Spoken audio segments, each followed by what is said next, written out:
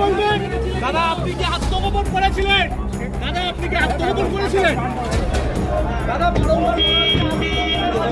আত্মগোপন করেছিলেন?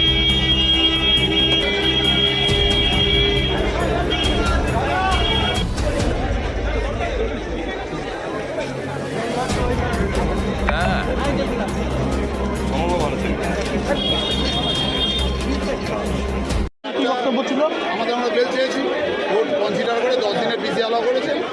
আর আমরা 41 পিটিশন দিয়েছি, ইনভেস্টিগেশন যেন লয়ার থাকতে পারে সেটা কোর্ট অ্যালাউ করেছেন। আর 2008-এ সুনার স্টেট অ্যালাউ করেছে।